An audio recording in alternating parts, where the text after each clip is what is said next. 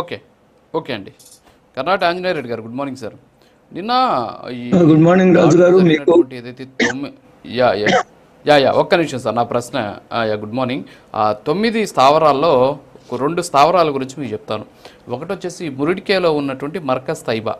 ఇది వచ్చేసి 2000 నుంచి అంటే దాదాపు 25 సంవత్సరాలుగా ఈ ఉగ్రవాదం తయారు చేస్తుంది. దాదాపు 1000 మంది ఉగ్రవాదులకు శిక్షణ ఇస్తుందట. ఇక్కడ ఏంటంటే దీని గురించి ఎందుకు చెప్పానంటే మీకు ఇక్కడ ఒక మసీదు గెస్ట్ హౌస్ నిర్మాణం కోసం ఒసామా బిన్ లాడెన్ $10 మిలియన్ దానికి విరాళంగా ఇచ్చాడంట. అంటే ఏ విధంగా ప్రోత్సహించారు అనే దానికి ఇదొక చిన్న ఉదాహరణ. అలాగే ముజఫరాబాద్లో ఉన్నటువంటి షావై నల్లా క్యాంప్ అని ఒకటి ఉంది. సో అందులో వచ్చేసి ముంబై దాడిలో పాల్గొన్నటువంటి అజ్మల్ కసబ్తో సహా చాలామంది ఉగ్రవాదులంతా కూడా అక్కడి నుంచే కొద్ది రోజులు ట్రైనింగ్ తీసుకుని అక్కడి నుంచి వచ్చారట.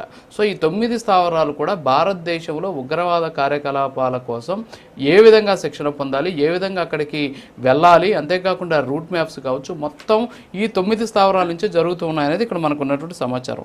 అంటే ఒసామా బిన్ లాడెన్ కూడా ఈ ఉగ్రవాద సంస్థలకు సాయం చేశాడు. అంతేకాకుండా ముంబై దాడుల ఎవరైతే ఉన్నారో వాళ్ళందరూ కూడా ఇందులో పాల్గొన్నటువంటి పరిస్థితి, అక్కడి నుంచి తయారై వచ్చినటువంటి పరిస్థితి. సో వీటి మీద దాడి చేస్తే ఈరోజు పాకిస్తాను గగ్గోలు పెడుతూ మన సివిలియన్స్ని చంపేస్తూ ఉన్నటువంటి పరిస్థితి.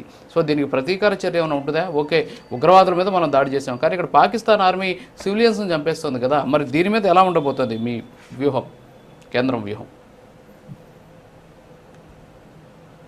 రాజు గారు, మీకు చర్చలో పాల్గొంటున్న పెద్దలకి, ప్రైమ్ లైన్ వీక్షకులకు అందరికి కూడా నమస్కారాలు. ప్రతి అమాయకుడి ప్రాణానికి ఖచ్చితంగా బదులు తీర్చుకుంటారు. పాకిస్తాన్ మూల్యం చెల్లిస్తుంది. మొన్నటి రోజున మనం ప్రత్యక్షంగా ఏ విధంగా మూల్యం చెల్లించిందో మనం చూసాం. ఈరోజు మీరు చూడండి రాజు గారు, ప్రపంచంలో ఎక్కడ ఉగ్రవాద కార్యకలాపాలు జరిగినా అమాయకుల ప్రాణాలు, బాంబు పేలుళ్ళు లేదా ఇంకేదో తుపాకీ శబ్దాలన్నా దాని మూలాలు పాకిస్తాన్ నుంచి వస్తున్నాయి.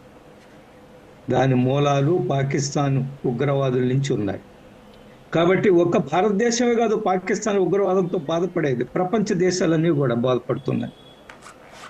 ఇది చాలా స్పష్టంగా అర్థమైంది. ఎందుకనంటే నిన్నటి రోజున జరిగిన మన యొక్క ఆపరేషన్ సింధూర్ కార్యక్రమాన్ని ప్రపంచంలో ఏ ఒక్క దేశం కూడా ఖండించలేదు.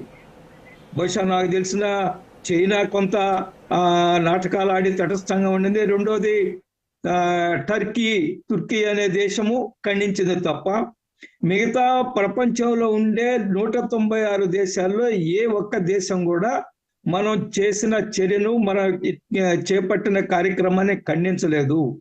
కానీ చాలా దేశాలు సంయమనం పాటించండి అన్నారు. సంయమనం పాటించండి, 2 దేశాలనే వ్యాఖ్య చేశారు తప్ప భారతదేశం చేసిన ఈ ఆపరేషన్ సింధూర్ తప్పు అన్న వాళ్ళు ఎవరూ లేరు.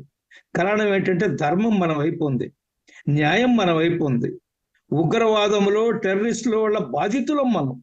అనేక మంది అమాయకుల ప్రాణాలు ఈ దేశంలో, భారతదేశంలో సాధారణ పౌరుల ప్రాణాలు, అదేవిధంగా పారామిలిటరీ దేశం కోసం పనిచేస్తున్న మిలిటరీ వాళ్ళ ప్రాణాలు, వేల మందిని మనం కోల్పోతున్నాం.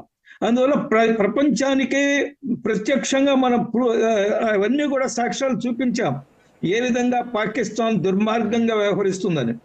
అందుకని నిన్నటి రోజున జరిగిన సంఘటన ఒక్క దేశం కూడా ప్రపంచంలో తప్పు అనలేదు, ఖండించలేదు. రెండవది, నిన్నటి జరిపిన మనకి శత్రువులు ఎవరు? పాకిస్తాన్ ప్రజలు కాదు కదా, సాధారణ ప్రజలు కాదు మన శత్రువులు. మన శత్రువులు పాకిస్తాన్లో ఉండే టెర్రరిస్టులు. ఆ టెర్రరిస్టులకి మద్దతు ఇస్తున్న పొలిటికల్ ఎస్టాబ్లిష్మెంట్, ప్రభుత్వము, మిలిటరీ, వాళ్ళు మన శత్రువులు. పాకిస్తాన్లో సాధారణ ప్రజలు శాంతిని కోరుకుంటారు కూడా. సాధారణ ప్రజల మీద మనకు ఎటువంటి కక్ష లేదు, లేదా సాధారణ ప్రజల ప్రాణాలతో మనము ఏ విధంగా చేయడానికి సిద్ధంగా లేవు. అందుకని నిన్నటి రోజున 9 టెర్రరిస్ట్ క్యాంపుల పైన 9 టెర్రరిస్టు, 5 POKలో ఉన్నవి.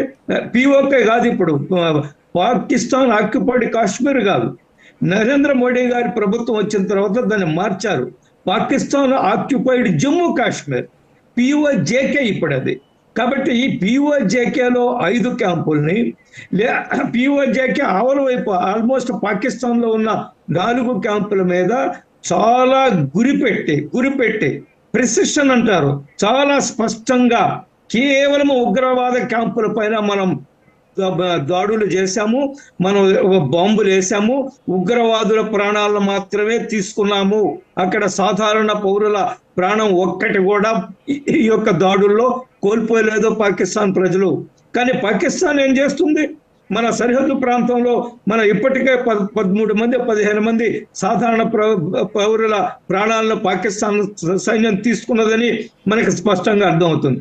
కాబట్టి ఈ పరిస్థితుల్లో ఇదే ఇంకా కొనసాగితే ఏమి చేయాలనేది కేంద్ర ప్రభుత్వము మోడీ గారి నాయకత్వంలో సైన్యం సరైన చర్య తీసుకుంటుంది.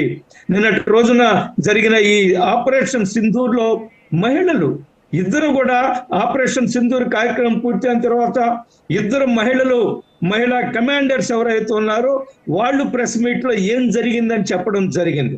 ఆపరేషన్ సింధూర్ కి నిన్నటి ప్రెస్ మీట్ లో మహిళలు చేసిన మహిళలు మాట్లాడిన మాటలకి ఎంత దగ్గర సంబంధం ఉందో మీరు ఒకసారి ఆలోచించండి. అందువల్ల ఈరోజు ప్రపంచానికి తెలియచేటట్టు చేశాము. ప్రపంచం అంతా ఈరోజు భారతదేశం వెనుకుంది. United Nations of Organization, United Nations ఉండే సెక్యూరిటీ కౌన్సిల్ తో సహా ఈరోజు భారతదేశం తోటి ఉంది.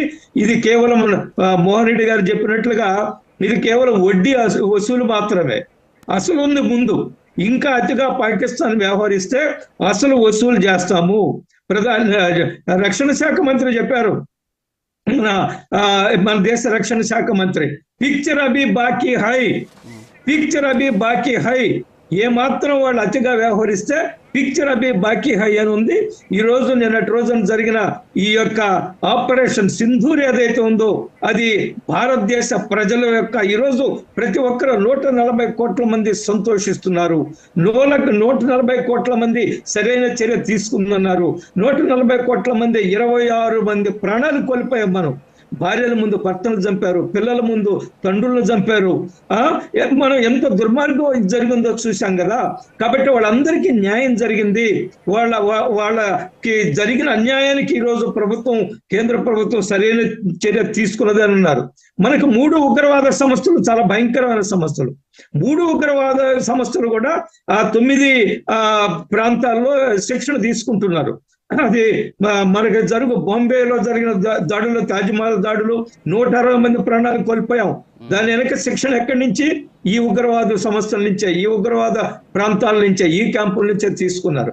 మొన్న పుల్వామాలో జరిగినా కానీ, లేదా యూరిలో జరిగినా కానీ, మొన్నటి రోజున జరిగిన పెహల్గామ్లో జరిగినా కానీ, ఇవన్నీ కూడా ఈ టెర్రరిస్టులు. మొన్నటి రోజున మనం అమెరికా నుంచి ఒకటి పట్టుకొచ్చాము, రానా అనేవాడిని.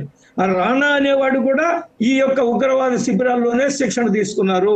ఉగ్రవాదులు అందరూ కూడా ఆ శిబిరాల్లో శిక్షణ తీసుకుంటున్నారని చాలా స్పష్టంగా తేలిపోయిన తర్వాత ఇక ఏమాత్రం ఉపేక్షించడానికి లేదని సమాచారం చాలా పక్కాగా సేకరించి ఆ యొక్క శిబిరాల మీద దాడి చేయడము, వాళ్ళు 26 మంది 36 మంది అబద్ధం చెప్తున్నప్పటికీ కూడా 80 మందికి పైగా ఉగ్రవాదుల ప్రాణాలు మనం చూసాం కదా. ఒక ఆయన బయటకు వచ్చి నా కుటుంబ సభ్యులు 10 మందిని కోల్పోయాను, నా 10 మంది కోల్పోయాను, నేను కూడా పోయి ఉంటే బాగుండేది, వాళ్ళతోటి నేను చనిపోయి ఉంటే అంత నిస్పృహలో మాట్లాడుతున్నాడు ఆయన. కాబట్టి ఏం జరిగిందో మనందరూ కూడా తెలుసు. ఈ యొక్క లష్కరే తోయిబా లేదా మన జైషే మొహమ్మద్, అదేవిధంగా హిజ్బుల్ ముజాహిదీన్ అనే ఒక దుర్మార్గమైన సంస్థ, ఈ 3 ఉగ్రవాద సంస్థలు ఈ 9 శిబిరాల్లో వాళ్ళ శిక్షణ చేస్తున్నారు. కాబట్టి నేనేమంటున్నా అంటే పాకిస్తాన్ మళ్ళా అతిగా వ్యవహరిస్తే సరైన గుణపాఠం జరుగుతుంది. పిక్చర్ అభి బాకీ హై. మోహన్ రెడ్డి గారు చెప్పినట్టుగా మనం అసలు కూడా వసూలు చేస్తాం. Okay, yeah.